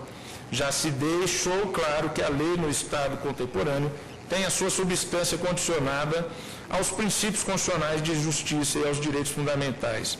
Compreender a lei a partir dos direitos fundamentais significa inverter a lógica da ideia de que esses direitos dependem da lei, pois hoje são as leis que têm a sua validade circunscrita aos direitos fundamentais, além de só admitir interpretações que a eles estejam adequadas. Isso, obviamente, representa uma reação contra o princípio da supremacia da lei e contra o absolutismo do legislador. A forma normativa dos direitos fundamentais, ao impor o dimensionamento do produto do legislador, faz com que a Constituição deixe de ser encarada como algo que foi abandonado à maioria parlamentar. A vontade do legislador agora está submetida à vontade suprema do povo, ou melhor, à Constituição e aos direitos fundamentais. Note-se que quando a norma não pode ser interpretada de acordo com a Constituição, evidentemente não há interpretação de acordo, porém necessidade de controle de constitucionalidade. É preciso compreender, nessa linha de raciocínio, que os princípios, no que diz respeito à sua natureza, constituem-se verdadeiras normas jurídicas e, por isso, impõe-se-lhes observância dada a sua força congente.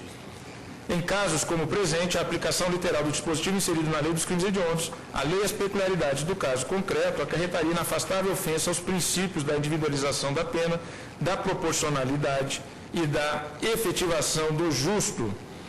Isso porque se estaria a lançar o condenado a uma pequena sanção a cumpri-la no regime mais gravoso. Relembrando as passagens do eminente ministro Nilson Naves, devemos todos evitar a ação criminógena do cárcere. Foi no ano de 2006, e aqui continua Og Fernandes, fazendo então alusão ao julgado que já mencionei anteriormente no meu voto, que é o do HC 82.959, o relator ministro Marco Aurélio, que ele transcreveu em seu despacho. Segue o despacho do ministro Og, resgatando trecho do voto do ministro Eros Grau, no que tange a proibição da progressão de regime nos crimes hediondos, afronta o princípio da individualização da pena, artigo 5º, 46, direcionado ao legislador, que não pode impor regra fixa que impeça o julgador de individualizá-la, segundo sua avaliação, caso a caso, a pena do condenado que tenha praticado qualquer dos crimes relacionados como hediondos. Considere-se ainda a vedação da imposição de penas cruéis e o respeito à dignidade da pessoa humana, sendo também certo que o cumprimento da pena em regime integral, por ser cruel e desumano, importa a violação a esses preceitos constitucionais.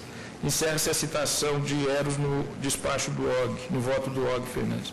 Continua, ministro OG, aceitou o ministro Gilmar Mendes na oportunidade que o princípio da individualização da pena fundamenta um direito subjetivo que não se restringe à simples fixação da pena em abstrato, mas que se revela abrangente da própria forma de individualização. O legislador pátrio, atento à referida evolução, editou, em 28 de março de 2007, a Lei 11.464, que, modificando a redação da 8.072, derrogou a vedação à progressão do regime, estabelecendo que a pena a condenados por crimes hediondos, tortura, tráfico de drogas e terrorismo devem ser descontadas apenas inicialmente no regime fechado. No entanto, continua Og Fernandes, persistiu e ainda persiste a ofensa ao princípio da individualização da pena. Ora, se o dispositivo responsável por impor o integral cumprimento da reprimenda no regime fechado é inconstitucional, também é aquele que determina a todos, independentemente da pena fixada, de ser ela descontado das nuances do caso a caso, que incidam a expiação sempre inicialmente no regime mais gravoso, o fechado. Ainda mais, a lei não anda em harmonia com o princípio da proporcionalidade, corolário da busca do justo. Isso porque, continua a ordem, a imposição do regime fechado, inclusive a condenados a penas ínfimas, primários e de bons antecedentes, entra em rota de colisão com a Constituição e com a evolução do direito penal. É certo que neste colegiado já contamos com alguns julgados no sentido ora defendido. E aí passa a Sua Excelência a destacar julgados daquele colegiado do Superior Tribunal de Justiça. Digo eu, no mesmo sentido, destaco julgados do Supremo Tribunal Federal da segunda turma. Cito aqui o HC 101-291, segunda turma, relator Eros Grau, 12 de fevereiro de 2010. Vou apenas a parte destacada que interessa da ementa. Tráfico de entorpecentes, fixação da pena, circunstâncias judiciais favoráveis, pena fixada em quantidade que permite a substituição da privação da liberdade por coerção de direitos ou, disse Sua Excelência, está na ementa, o início do cumprimento da pena no regime aberto.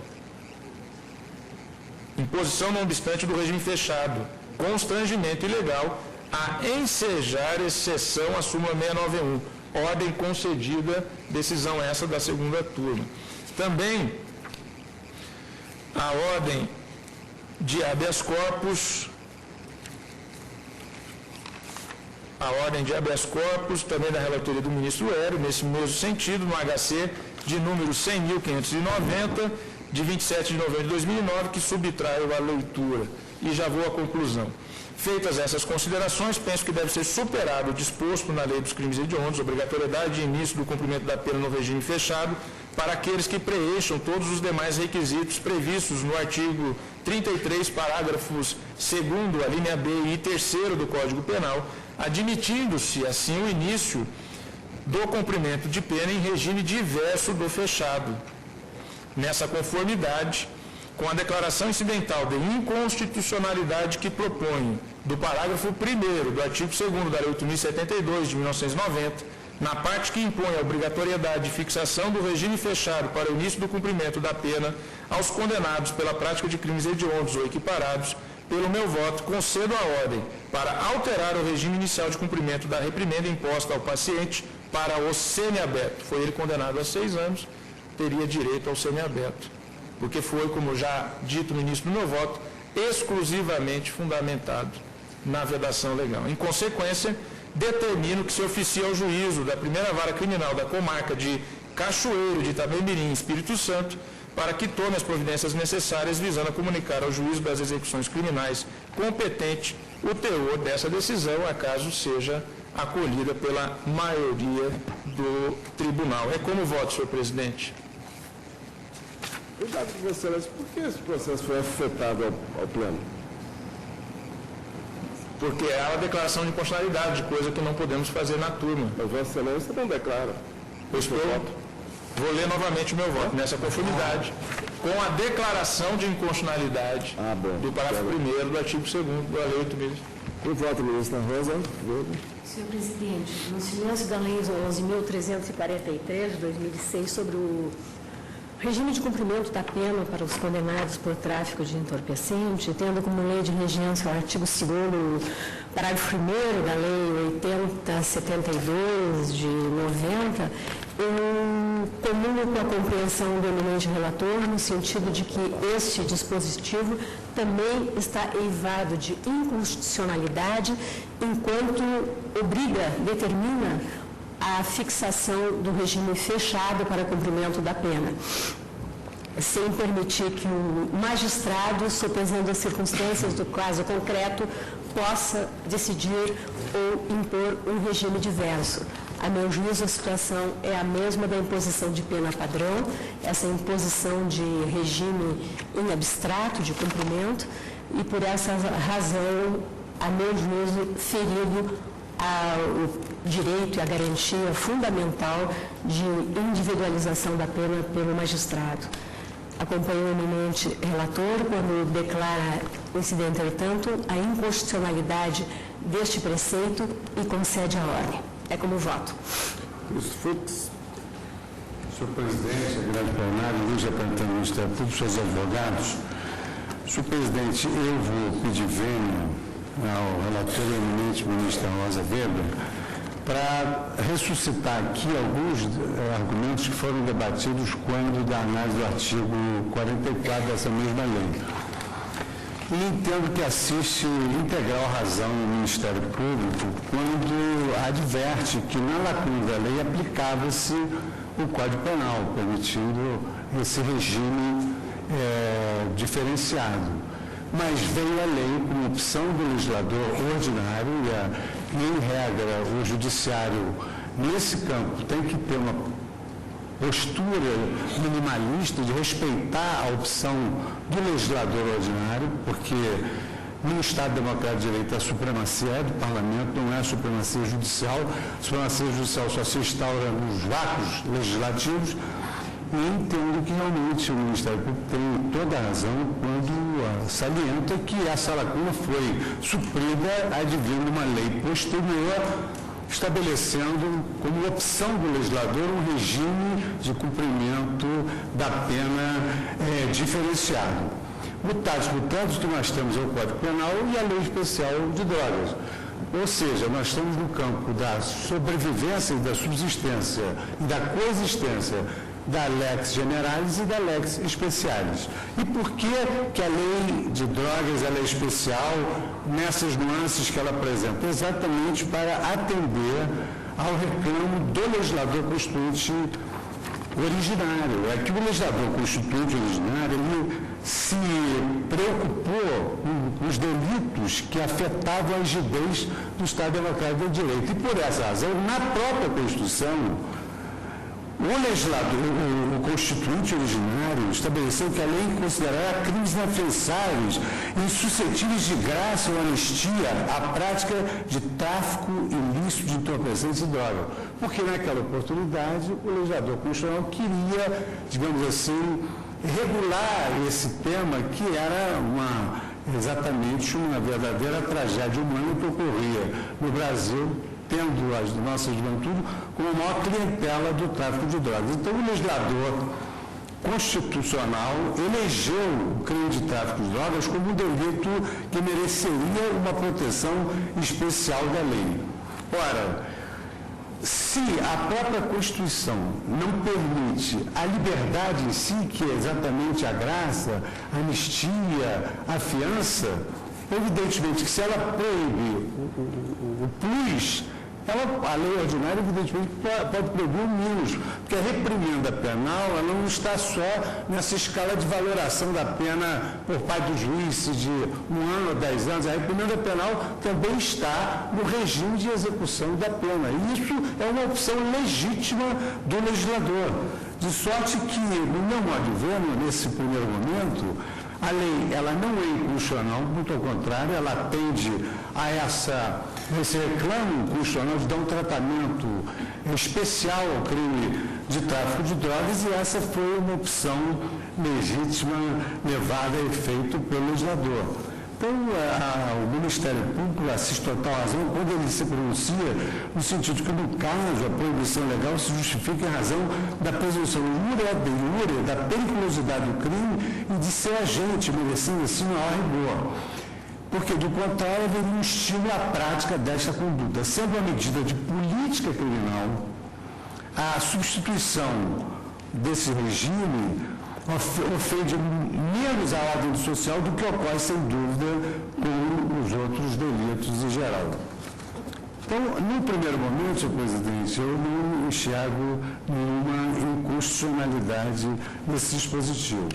Por outro lado, eu aqui anoto que a execução penal nesse regime fechado, ela também, como eu já destaquei, ela faz parte do contexto da repressão penal que o Estado elege como eficiente para combater um delito que preocupou o próprio Constituinte originário. Porque se nós levarmos esse raciocínio de que cabe sempre ao juiz a aplicação da pena, sob pena de violação do princípio da individualização da pena, nós vamos ter que destruir todas as penas mínimas.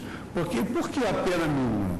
E por que, por exemplo, o artigo 33, parágrafo 2º, do Código Penal, que exige o cumprimento de pena superior a 8 anos em regime inicialmente fechado, não é inconstitucional? Ele é absolutamente constitucional. Ele exige que, nas penas superiores a 8 anos, o regime seja fechado. Por quê? Porque foi opção do legislador penal. O legislador penal especial entendeu que, no caso de tráfico, pelo tratamento que a Constituição dá a esse crime, pela preocupação que ele incute na sociedade, pelo flagelo das drogas, efetivamente esse regime tem que ser inicialmente fechado. Não é para que o cidadão cumpra o regime fechado, não é com essa finalidade ex post facto.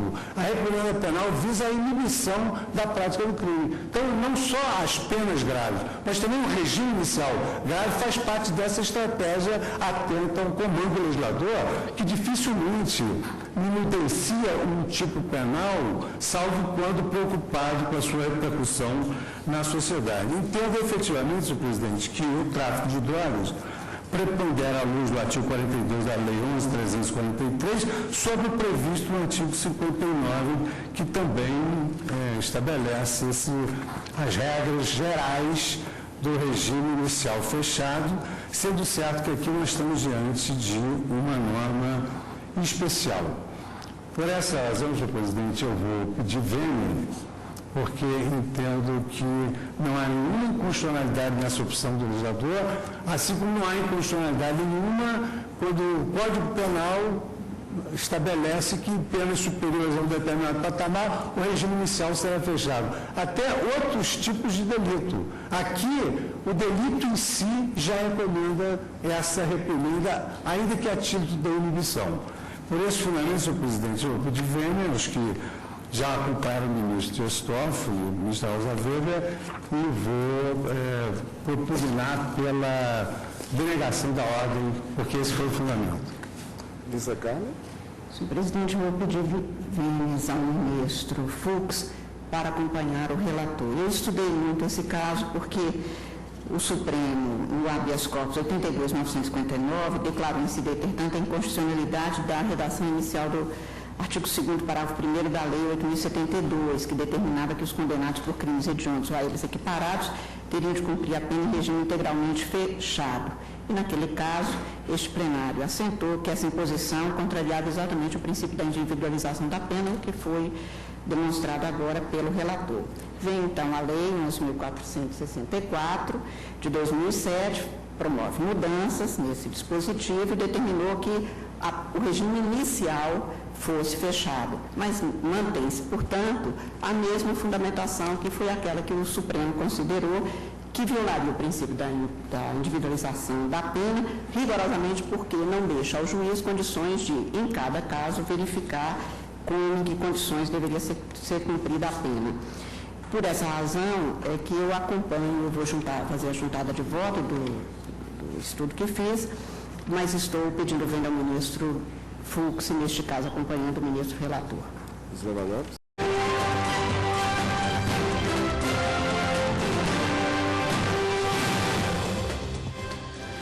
Na sessão de hoje, os ministros do Supremo Tribunal Federal decidiram anular a punição de aposentadoria compulsória aplicada pelo CNJ à juíza que teria sido negligente ao deixar em 2010 uma adolescente detida numa cela com mais 20 homens em Abaetetuba, no Pará. O plenário do STF também analisou na sessão desta tarde se recebia ou não denúncia contra o deputado federal Fernando Jordão, do Rio de Janeiro, por suposto crime eleitoral.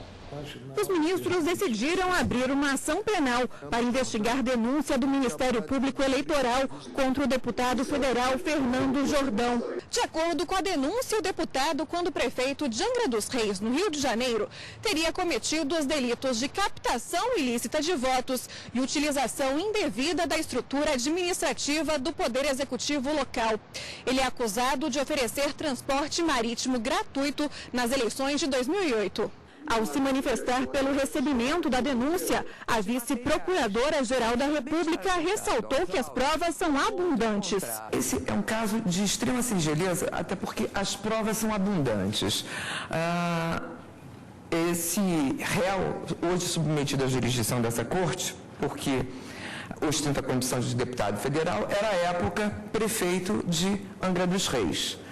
E esteve no dia 14 de setembro, nessa comunidade chamada Provetá, em que ele ofereceu transporte gratuito em troca de votos. Todos os ministros acompanharam o voto do relator, ministro Marco Aurélio, pelo recebimento da denúncia. As condutas descritas tipificam, em tese, o crime de corrupção eleitoral ativa, que se consuma ante promessa, doação ou oferecimento de bem, dinheiro ou qualquer outra vantagem a eleitores, com o propósito de obter voto ou conseguir abstenção. Ainda durante a sessão, os ministros decidiram cassar e vedar a aplicação pelo Conselho Nacional de Justiça da pena de aposentadoria compulsória a uma juíza que, em 2007, prendeu uma menina de 15 anos em uma cela com 20 homens em Abaetetuba, no Pará.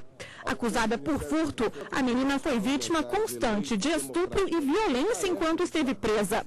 A maioria dos ministros acompanhou o voto do ministro Marco Aurélio, que determinou ainda que o CNJ reavalie a pena aplicada e analise uma suposta alegação de falsidade ideológica. Concedo a ordem para afastar a aposentadoria compulsória, determinando o retorno ao processo administrativo presente a outra imputação. Está muito claro.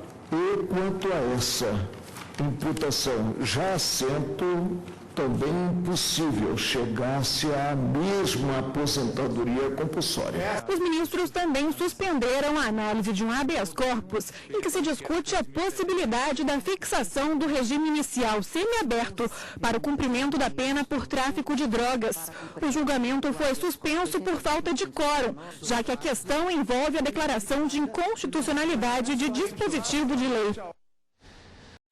A primeira turma do Supremo Tribunal Federal concede pedido de extradição de português acusado de tráfico de drogas. A repórter Natália Soares tem ao vivo mais informações. Boa noite, Natália.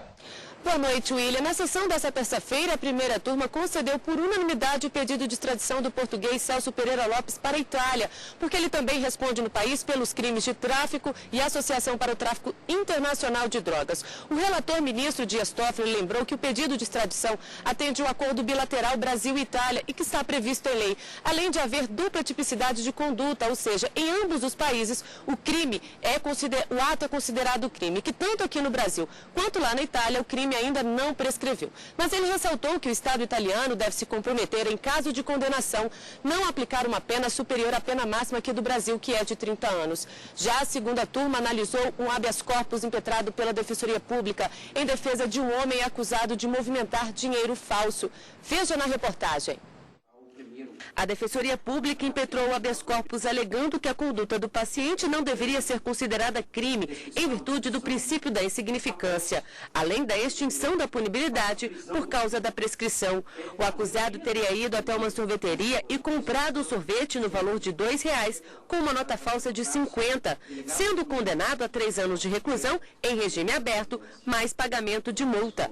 Pena que foi substituída por 2 restritivas de direitos. Para a defesa, a condenação foi desproporcional. A conduta praticada pelo paciente foi equiparada à figura do fabricante de notas falsas e a do agente que as repassa, e que o homem teria apenas recebido a nota de boa-fé e a colocado em circulação.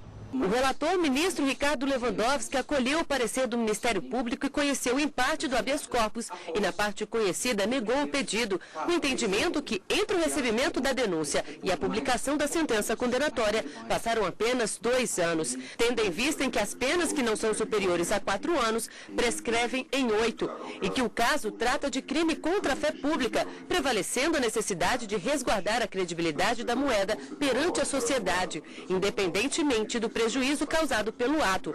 Por isso, não seria conduta atípica e, por unanimidade, foi mantida a condenação. Em Pinheiros, município de São Paulo, uma empresa aérea foi condenada a indenizar 2 passageiras por danos morais. Elas foram maltratadas por um comissário por causa das bagagens de mão. Em São Paulo, a 4ª Câmara Civil do Fórum de Pinheiros condenou uma empresa aérea a pagar indenização por danos morais no valor total de R$55 mil a 2 passageiras que teriam sido maltratadas pelos comissários do voo. Em junho do ano passado, as mulheres embarcavam de Miami, nos Estados Unidos, para São Paulo, quando foram impedidas de entrar na aeronave por causa do tamanho das bagagens, que estariam acima do permitido. De acordo com a sentença de 1º grau, ficou comprovado que as malas eram compatíveis com o espaço previamente determinado pela companhia aérea.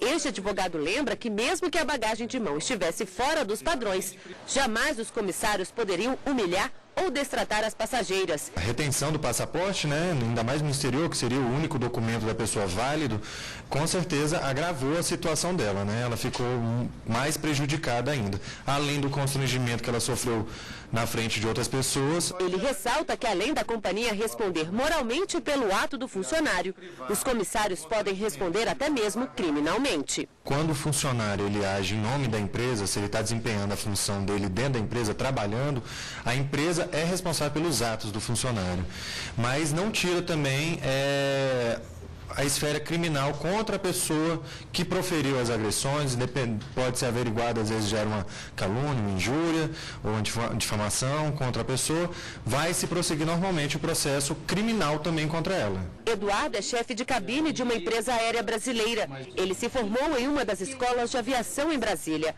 Além das matérias principais de primeiros socorros, meteorologia, direito aeronáutico e sobrevivência, os comissários passam pela aula específica de etiqueta, pois a conduta é o primordial entre os comissários do voo. Ela espera ter aquele bom atendimento da aviação. Tem ainda essa coisa do glamour da aviação, Então, o tripulante ele tem que ser proativo, ele tem que efetuar suas funções ali a bordo com dinamismo, mas ele tem que sempre lembrar que ele está tratando com as pessoas, com clientes, e tem que ter um bom atendimento, sim. E para falar sobre este assunto, está aqui a consultora jurídica da TV Justiça, Gisele Dantas. Boa tarde, Gisele. Quais são as normas aplicáveis a situações dessa natureza? Bom, tanto o Código de Defesa do Consumidor, e eu digo em especial essa norma, porque a partir do momento em que se compra um bilhete de passagem, você estabelece um contrato de transporte com a empresa aérea, mas também nós não podemos esquecer da própria Constituição Federal, na medida em que o texto constitucional prevê que é direito de toda pessoa ter resguardado a sua honra, a sua intimidade, a sua integridade, o direito à dignidade da pessoa humana, e esses direitos todos eles devem ser resguardados. Há ainda uma convenção, chamada Convenção de Montreal, que é uma convenção que ela traz uma unificação de algumas regras aplicáveis exatamente na hipótese de transporte aéreo internacional. Gisele, quem define o tamanho da bagagem de mão? Veja bem, existe uma resolução, uma portaria da ANAC, que é a Agência Nacional de Aviação Civil, que trata exatamente deste tema. Essa portaria, ela estabelece que, somando as dimensões da bagagem de mão, que também pode ser chamada de bagagem de cabine, elas não podem ultrapassar 115 centímetros e também não podem ter peso superior a 5 quilos. Então, são consideradas bagagem de mão, bolsas, laptop, máquinas fotográficas, enfim, essas mochilas, tudo aquilo que é levado pelo próprio passageiro, não precisa ser registrado no momento do embarque e, inclusive, fica sob a responsabilidade do passageiro. As empresas de aviação aérea, elas também devem deixar de forma clara quais são exatamente as especificações no que diz respeito ao comprimento, largura e altura dessas bagagens, exatamente para evitar constrangimentos na hora do embarque. Ao se sentir prejudicado, o que o consumidor pode fazer? Bom, ele pode fazer uma reclamação na própria ANAC e se a ANAC verificar que houve descumprimento de alguma norma da aviação civil, poderá inclusive aplicar uma multa administrativa à companhia aérea. E se ele se sentir prejudicado, houver a demonstração de que houve um prejuízo, um dano, tanto um dano moral quanto um dano material, ele pode procurar os órgãos de defesa do consumidor e também ingressar com uma ação na justiça, uma ação de indenização por danos morais, por danos materiais, perante o Poder Judiciário, terá que procurar a justiça local. E como, nesse caso, provar na justiça? Bom, existem diversos meios de prova que são admitidos em direito. Neste caso, por exemplo, que nós tivemos um dano moral, mostrou-se fundamental, por exemplo, a produção de prova testemunhal, ou seja, é importante que o passageiro ele pegue nome, endereço, telefone de pessoas, de outros passageiros que também presenciaram as humilhações, todos os constrangimentos passados, para poder, eventualmente, solicitar que essas pessoas sejam ouvidas em juízo. Também deve guardar o próprio bilhete da passagem aérea, porque é por meio desse bilhete que ele comprova exatamente que firmou um contrato com a empresa de transporte aéreo. Se tiver nota fiscal, por exemplo, da bagagem que ele foi impedido de portar, ele também poderá juntar, que é uma prova documental, enfim, fotos, tudo é possível trazer aos autos para que o juiz possa exatamente definir se houve ou não dano moral e a partir daí fixar um valor a título de indenização. Obrigado, Gisele, pelos esclarecimentos.